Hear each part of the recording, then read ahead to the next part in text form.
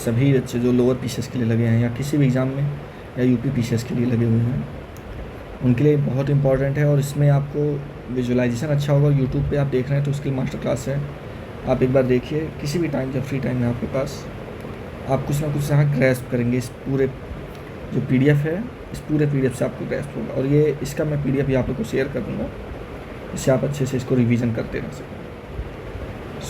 ये संपूर्ण कृषि विज्ञान जो भी है थोड़ा सा टफ होता है, जनरली लोग पढ़ते नहीं हैं।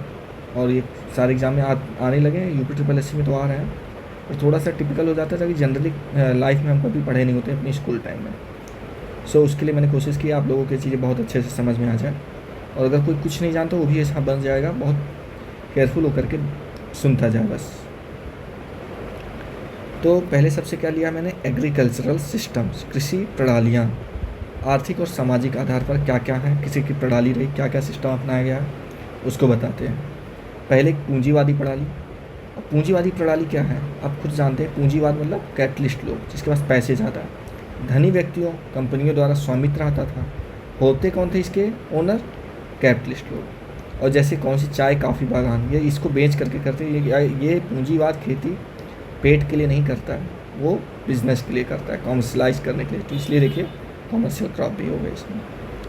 कॉर्पोरेट क्या है, सहकारी, किसान स्वेच्छा से भूमि मिलाते हैं, संयुक्त प्रबंधन करते हैं। मतलब इसमें किसान अपने साथ कॉर्पोरेट खुद ही करता है करने के देखिए, और जिससे क्या होता है अपने खेती के लिए तैयारी करता है। इसी तरह कई सारे कोऑपरेटिव बैंक बनते हैं गांव में जितना, तो ये चीज़ें कोऑपरेटिव बैंक, ये सारी चीज़ें इसलिए बनती है किसानों के लिए हेल्प में वो काम करती हैं। संविदा मतलब पट्टे पे काम करना या कॉन्ट्रैक्चुअल फार्मिंग जिसको कहते हैं। भूमि पट्टे पर है और पूर्व निर्धारित दरों पर कंपनियों के लिए खेती, मतलब पहले से फिक्स कर दिया गया कि इतने खेत का ये रेट है, उस रेट पे वो काम करके वो दे देते हैं। तो कॉन्ट्रैक्चुअल फार्मिंग, ताकि आपने पहले ही कॉन्ट्रैक्ट साइन कर लिया।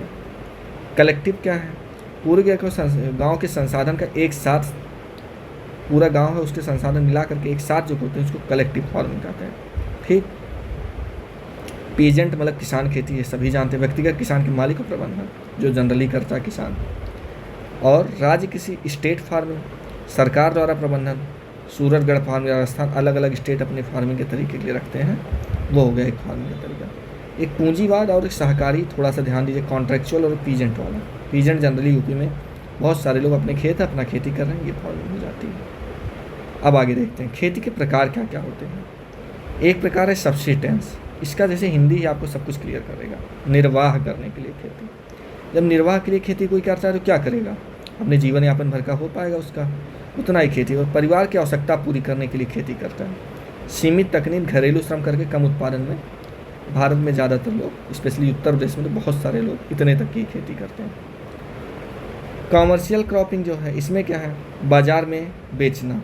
जैसे अभी कुछ तो होता है पूर्व उत्तर प्रदेश में कि, या फिर इधर भी गंगा के मैदानों में, कि वाणिज्यिक कृषि की जा रही है जिससे गन्ने का स्पेशली कॉमर्शलाइज हो जाता है, इससे उसे बेचने के उद्देश्य से बड़े खेत लगते हैं, भारी मशीनरी की ज़रूरत हो, ज़्यादातर बहुत सारे ऐसी खेतियाँ हैं, पूंजी गहन निवेश चाहिए, तो इंटेंसिव इन्वेस्टमेंट भी चाहिए, इसमें ये है वाणिज्यिक खेती। अब देखिए ध्यान से सुनिए, गहन निर्वाह क्या है, अधिक श्रम, धान इसमें होता है, अधिकांश में मुख्य फसल इसमें रहती है, श्रम इसमें ज़्यादा लगता है धान की खेती में, धान जिससे चावल आएगा।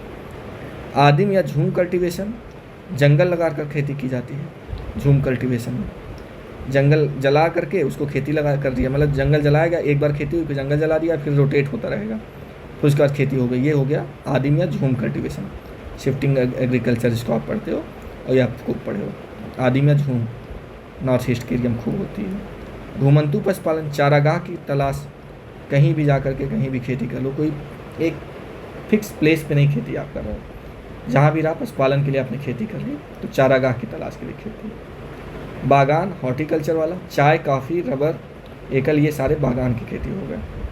मिश्रित खेती, ये मिश्रित वाला पूछा गया कई बार, फसल और पशुपालन मिल करके जब साथ में करते तो उसको मिक्स्ड, जनरली सोचते दो फसल के लिए, लेकिन पशुपालन इसमें एडेड होता है, तो मिक्स्ड एग्रीकल्चर या मिश्रित खेती है, फसल और पशुपालन मिला के।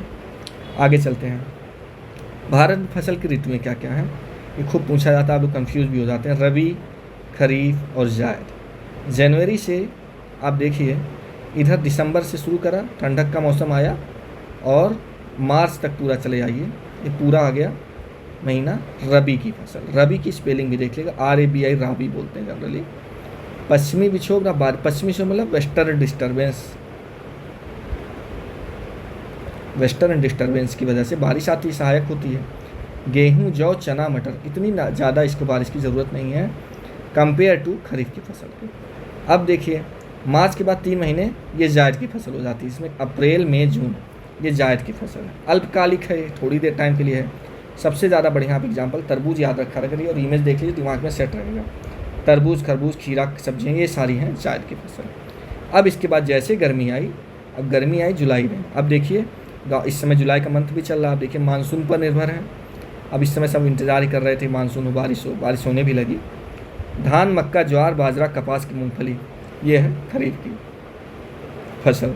धान, मक्का, ज्वार, बाजरा, कपास, मूंगफली, इसमें जितने भी एग्जाम्पल मैं दिया हूँ सारे इंपॉर्टेंट हैं। तो आप इसको देख लीजिए और इसके एग्जाम्पल देख लीजिए, आप अपने आप ऑड वन आउट करके वहाँ कर लेंगे। गेहूँ, जौ, चना, आप ज़्यादा ध्यान दीजिए, चना जो है ये भी रबी की फसल में है, तो ये हो गया खरीफ की फसल में। तो 3 टाइप की खेती होगी, रबी की खेती, जायद की, खरीफ की, तीनों खेतियाँ हो गई और 3 सीजन हो गए इसके खेती के। खरीफ में देखिए धान लगा हुआ है, यहाँ पे गेहूँ लगी हुई है रबी में। बस आगे बढ़ते हैं। फसलों का वर्गीकरण कैसे किया गया है? समोच्च मतलब कंटूर फार्मिंग, सब इक्वल हैं, ऑल इक्वल। मिट्टी को ढककर कटाव रोकने के लिए उदाहरण उड़द और शकरकंद ये है कवर करना। ट्रैप, मुख्य फसल के कीटों से बचाने के लिए चारों ओर उगाई जाने वाली फसल। कपास के साथ भिंडी, मुख्य फसल को बचाना है इसलिए आपने चारों ओर खेती कर दी, रक्षक का वो काम करेंगे। ठीक, एक बार फिर से सुन लीजिए, मुख्य फसल को कीटों से बचाने के लिए चारों ओर उगाई जाने वाली फसल, जैसे उदाहरण के लिए आप देखिए कपास के साथ भिंडी लगा दी गई, तो मुख्य फसल को बचाने की चारों ओर खेती कर दी गई, तो ये रक्षक का काम कर दिया, तो ट्रैप फार्मिंग हो गया। ठीक, अब प्लांटेशन, अभी मैं पीछे बता रहा हूँ, चाय, काफ़ी, रबर के लिए प्लांटेशन उपलब्ध हो गया। ये सारे हॉर्टिकल्चर में आ जाते हैं, प्लांटेशन और सारे मिला करके आते हैं हॉर्टिकल्चर में। 12 किसी भी मंथ में बड़े पैमाने पर होता है प्लांटेशन, चाय, काफ़ी, रबर। आप देखेंगे चाय की आसाम वगैरह में बहुत होता है, GI टैग भी मिला है, दार्जिलिंग टी को। नकदी फसल, कैश क्रॉप, सीधे बाजार में बेचने के लिए जो खेती होती है, जूट, कपास, तंबाकू, ये सब है नकदी फसल। नकदी मतलब कॉमर्शियल, पूरी तरह पैसा मिले। जूट, कपास, तंबाकू, ये सब, तंबाकू को घर में रख के खाना नहीं बनाता है, तंबाकू कैश के लिए, पैसे के लिए करता है, तो ये सारी खेती हो गई नकदी फसल में।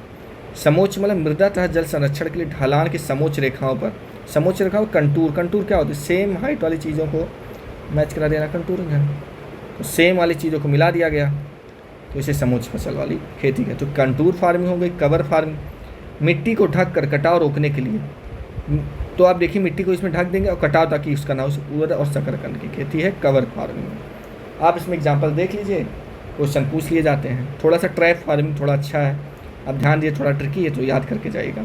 कपास के साथ भिंडी की खेती। आगे बढ़ते हैं। मेजर फूड क्रॉप क्या क्या है? एक तो धान का नाम क्या है, ओराइजा सटाइवा, ये सब प्रीवियस ईयर क्वेश्चन वाले हैं। और इसका तापमान देखिए, धान की फसल का तापमान 25 डिग्री सेल्सियस थोड़ा ऊपर है, और वर्षा यहाँ पे 100 सेंटीमीटर से ज़्यादा चाहिए, मतलब ज़्यादा पानी की नीड है। देखिए पानी दिखाया भी जा रहा है यहाँ पे। मैं जो इमेज बनाया गया, कोशिश किया हूँ ऐसा, मैंने इसको तैयार भी कराया कि आपको ये समझ में आसानी से आ जाए इमेज से ही, और दिमाग में सेट हो, फिर से पढ़ना ना पड़े, मेरा यही मोटिव है। ये साउथ ईस्ट एशिया में होता है उत्पत्ति धान की फसल। अब विशेष धान के नाम, अस, अमन, बोरो, ये सारे धान के टाइप्स विशेष रूप से। बंगाल, तमिलनाडु में सबसे ज़्यादा 3 फसलें पर अस, अमन, बोरो। किसमें क्या क्या और की धान बनाए? आप बासमती, जया, साकेत, पद्मा, ये आ भी चुका है। बासमती तो सभी जानते हैं, जया, साकेत, पद्मा जो है ये धान के ही नाम है, वैरायटी है इसके। गेहूँ, अब टेम्परेचर इसका देखिए 15 से 25 डिग्री सेल्सियस, 25 इसका मैक्सिमम, इसके 25 मिनिमम चाहिए, क्योंकि गर्मी में हो रहा है, और ये ठंडक की फसल है गेहूँ वाली। और इसमें देखिए बारिश यहाँ ज़्यादा हो रहा है, गर्मी में मानसून आ गई, और इसमें देखिए आप बारिश भी कम हुई, 50 से 75 सेंटीमीटर इसके लिए इनफ है। मध्य एशिया में नॉर्मन बोराग द्वारा नॉरिन जीन का उपयोग किया गया था गेहूं की खेती को बढ़ावा देने के लिए। क्या नाम है इसका? Triticum aestivum. ये तो ट्राइटिकम एस्टिवम ये जो है गेहूं के साइंटिफिक नेम भी हो गया। अब इसमें सोनालिका कई बार पूछ चुका, अर्जुन कई बार पूछ चुका, कल्याण सोना भी, तो मैक्रोनी ध्यान रखिए। तो ये हो गए सारे गेहूं के लिए। तो अर्जुन, कल्याण सोना, मैक्रोनी ये सारे हो गए गेहूं के किस्में। और ये किस्में किसकी हो गई? बासमती, जया, साकेत, पद्मा धान के लिए हो गए। आप स्क्रीनशॉट लीजिए, इसको तो कई बार देख लीजिएगा। मक्का, दलहन और तिलहन। मक्का में मेज, इसमें देखिए आप C4 पौधा या अनाज की रानी, 79% इसमें कार्बोहाइड्रेट है, इसीलिए मोदी जी ने बहुत प्रचार किया। ठीक, 79% कार्बोहाइड्रेट। भारत में पुर्तगालियों द्वारा लाया गया था मक्का मेज, जो आप जो कॉर्न जाके खाते हो। आगे देखते हैं। दलहन, अरहर, मूंग, चना सब दलहन में आता है। संतुलित उर्वरक NPK इसमें होगा 1:2:2। ये हो गया इसका रेशियो। भंडारण के लिए नमी 14% से कमी होनी चाहिए। एडिबल ऑयल इंपोर्ट्स, इसमें एडिबल ऑयल क्या है? पाम तेल सबसे ज़्यादा इंपोर्ट किया जा रहा है। देखिए मैंने इसको पाई चार्ट से दिखा भी दिया। उसके बाद सोयाबीन का इंपोर्ट होता है, फिर सूरजमुखी का, फिर लास्ट में एडिबल ऑयल का। भारत खाद्य तेल का दुनिया का सबसे बड़ा आयातक है। उत्पादन बढ़ाने के लिए पीली क्रांति महत्वपूर्ण है। फसलों के मूल स्थान अब देख लेते हैं थोड़ा सा। ये कई बार पूछा है पीली क्रांति किससे रिलेटेड, तो तेल के उत्पादन से। बस इतना ध्यान रखें, पीली क्रांति तेल के उत्पादन से। ग्लोबल ओरिजिन ऑफ क्रॉप्स, अभी मैंने आपको थोड़ी देर पहले बताया था, उसको देख लेते हैं कहाँ पे कैसा है। मूल भारतीय कौन कौन सा है? गन्ना और कटहल ये भारतीय मूल का हो गया। चाय, लीची, संतरा, आंडू इधर देखिए हो गया चाइना की तरफ से। और अफ्रीका में अब ये देखिए ज्वार, बाजरा, मिलेट ये सारे अफ्रीका में हो गए। अब इधर देख जाइए, ये यहाँ से आया भारत में। मूंगफली, काजू, आलू, रबर ये सारे पेरू के आसपास, ये चिली जो एरिया है इधर के आसपास, ये यहाँ के एरिया से गया, मतलब साउथ अमेरिका से।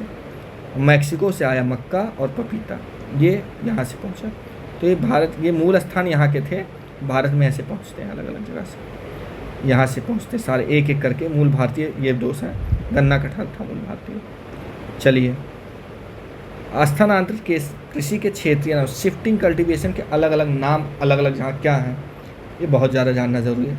यही पूछता जा रहा था। झूम कल्टीवेशन पूर्वोत्तर भारत, ये नॉर्थ ईस्ट इंडिया जो बोलते हैं, तो झूम कल्टीवेशन यहाँ पे है। पाम डाबी या कोमन, ये उड़ीसा में है। पाम डाबी या कोमन उड़ीसा में है। पोडुपेंडा ये हो गया आंध्र प्रदेश का। उसके बाद देखिए कुमारी, कुमारी कहाँ का? केरल का है। दीपा यहाँ पे आ गया छत्तीसगढ़। एंड बेवर दहिया मध्य प्रदेश का है। बेवर दहिया जो होती है मध्य प्रदेश की है। बेवर दहिया मध्य प्रदेश। वालरे या वाल्ट्रे दोनों बोला जाता है, राजस्थान में होता है। तो स्थानांतरित खेती को वालरे बोलेंगे राजस्थान में। एक बार सुन लीजिए फिर से, वालरे वाल्ट्रे राजस्थान, बेवार दहिया मध्य प्रदेश, दीपा छत्तीसगढ़, कुमारी केरला, कुमारी केरल, कैसे कुमारी कैसे केरल, पोंडुपेंडा आंध्र प्रदेश, ये आपको याद रहेगा। और उसके बाद पामा डाबी कॉमन, ये उड़ीसा हो गया। और झूम कल्टीवेशन इसको पूर्वोत्तर भारत में हो गया। अब आगे बढ़ते हैं। कृषि और खेती के प्रकार क्या क्या हैं, इसको भी देख लेते हैं हम। कृषि की क्रांतियाँ क्या क्या हैं? हरित क्रांति, नीली क्रांति, गोल क्रांति, श्वेत क्रांति, पीली क्रांति, इंद्रधनुष क्रांति, ये अलग अलग क्रांतियाँ आई। इसको आपको ध्यान हरित रखने, आपको पता है। नीली क्रांति आपको मछली पालन से है, गोल क्रांति आपका आलू के उत्पादन से है, और इसके बाद देखिए आप श्वेत क्रांति दूध के उत्पादन, पीली क्रांति तिलहन से, अभी आप देख के आओ तेल। इंद्रधनुष क्रांति जो है इंटेंसिव, देखिए समग्र विकास, टोटल आपको डेवलपमेंट से ये है इंटेंसिव। इंद्रधनुष क्रांति समग्र विकास से रिलेटेड है। इसी क्रांति में से एक क्रांति आ जाएगा। आप नीली गोल पढ़ के जाइए, पीली थोड़ा सा काम हो जाएगा इतने में। अब इसमें देखिए मैच द फॉलोइंग क्वेश्चन है। विटीकल्चर किससे रिलेटेड है? आपको पता है अंगूर से है। सेरीकल्चर रेशम से। पीसीकल्चर आपको पता है मछली से है। हॉर्टिकल्चर ये भी आपको पता है। एपीकल्चर आपको पता मधुमक्खी है क्या? बी कीपिंग से है एपीकल्चर। उसको भी देख लीजिए। ये मधुमक्खी से हो गया। रोग और खरपतवार प्रबंधन, गेहूं का, अब इसके डिजीज और उसके वीड मैनेजमेंट कैसे करेंगे। गेहूं का मामा फेलरिस माइनर बोलते हैं। खरपतवार उसमें क्या आता है, वीड्स के नाम क्या है, 2,4-D। धान का सावा, उसके बाद ब्यूटाक्लोरप्रोपेनिल, ये बोला गया। धान का ब्लास्ट, भूरे जब बोले मैकेंजोब का छिड़काव, बाजरे कारगट या ग्रीन ईयर, रोगग्रस्त बालियों का हटाना, जिंक मैंगनीज कार्बोनेट, ये हो गया। बीजोपचार, सीड ट्रीटमेंट के लिए कैप्टान एंड थीरम का उपयोग करें। बागवानी फसलों का रोचक तथ्य, हॉर्टिकल्चर सुपर फैक्ट्स क्या क्या है। आम फलों का राजा, दुनिया का एकमात्र बीज रहित किस्म है, ये एकमात्र बीज रहित किस्म सिंधु किस्म का, ये एक ही एक है आम, सिंधु आम बीज रहित किस्म का है ये पूछा जाता है। केला, ट्रिगुड़ ट्रिप्लॉयड है पौधा, कोई बीज नहीं, प्रसार भूमिगत तने से होता है, तने से है। नरेंद्र किस्म चिप्स के लिए, इसमें नरेंद्र जो है चिप्स बनाने के काम आते हैं। सेब, इसको फॉल्स फ्रूट कहते हैं, कई बार पूछा जा चुका है। एप्पल, हिमाचल प्रदेश को एप्पल बाउल ऑफ इंडिया कहा जाता है। ग्रेप्स, थॉमसन सीडलेस और बेंगलुरु ब्लू कहते हैं, साल में 2 बार फल लगाता है इसमें ग्रेप्स। कृषि का विकास, पहले क्या कृषि थी, आज क्या कृषि है, अब देख लीजिए। क्रॉप रोटेशन, पहले के लोग करते क्या थे, पहले एक फसल किया, फिर कोई दूसरे टाइप की फसल की, तीसरे टाइप की फसल रोटेट करते रहते थे। इसको क्या कहते हैं, इससे फसल की उर्वरता बनी रहे, ये पहले का ट्रेडिशनल तरीका था। फॉलोइंग मतलब प्रति छोड़ देना, कुछ एक बार खेती नहीं किया जिससे उसकी उपजाऊपन वापस आ जाए। मिक्स्ड फार्मिंग, आपने रेगुलर खाद के साथ साथ पशुपालन करना, पीछे देख के आ रहे हैं। अब देखिए इसके बाद आधुनिक तकनीक क्या है, जीएम फसल जैसे बीटी कॉटन। सटीक प्रिसाइजन फार्मिंग, ड्रोन और सेंसर का यूज करके एकदम प्रिसाइज रूप से चलता है, ड्रोन सेंसर का जीपीएस का उपयोग करके। वर्टिकल फार्मिंग, एरोपोनिक्स और हाइड्रोपोनिक्स, ये रट के जाइए, aeroponics hydroponics vertical farming. Agri stack, ये डिजिटल डेटाबेस से पूरा तैयार हुआ ये आधुनिक फार्मिंग के तरीके आ गए। अब ये लास्ट है स्लाइड हमारी, और इसको अब इस बात का भी ध्यान रखें और देखिए।